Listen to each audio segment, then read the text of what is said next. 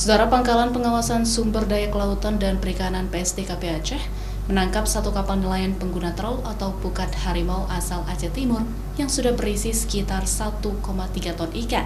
8 ABK kapal diamankan beserta barang bukti 1 unit kapal dibawa ke PSDKP di Lempulo, Banda Aceh. PSDKP Aceh berhasil menangkap satu kapal nelayan asal Aceh Timur karena terbukti menggunakan pukat trawl atau pukat harimau yang dilarang oleh negara. Selain kapal, petugas PSDKP juga mengamankan 8 anak buah kapal beserta nahkoda KM Bunga Seroja dan barang bukti ikan seberat 1,3 ton. Saat ini, kapal disita untuk pemeriksaan lebih lanjut seperti pengukuran ulang kapal karena dicurigai tidak sesuai dengan ukuran. Kita akan melakukan pengukuran ulang terhadap kapal itu karena dicurigai memang mereka melakukan markdown atau tidak sesuai dengan ukuran yang sesungguhnya. Ada ikannya sekurang lebih 1,3 ton hasil dari penggunaan trawler tersebut. Termasuk kapal, orangnya juga kita amankan ya, sebanyak ada 8 orang. Sejak tahun 2021 lalu hingga sekarang, ada 4 kasus yang sudah ditangani oleh PSDKP terkait penggunaan pukat trawl.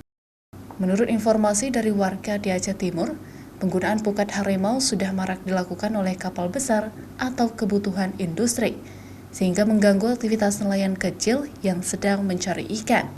Para ABK ini ditangkap karena melanggar Kanun Aceh Nomor 7 Tahun 2010 serta Undang-Undang Perikanan lainnya. Bukan hanya soal menggunakan alat tangkap, tapi sudah ada markdown kalau dalam bahasa itu.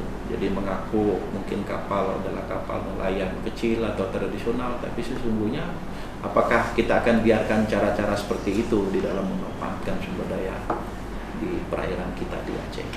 Kepala PSDKP Lempulo Banda Aceh, Ahmadun menegaskan akan melakukan tindak tegas terhadap pelaku yang menggunakan pukat trawl di perairan Aceh karena dapat merusak biota laut dan juga dapat berpotensi menimbulkan konflik di tengah-tengah masyarakat. Saat ini, petugas PSDKP sedang melakukan patroli rutin untuk mengawasi kegiatan yang diduga dapat merusak lingkungan dan juga dapat melanggar undang-undang yang berlaku.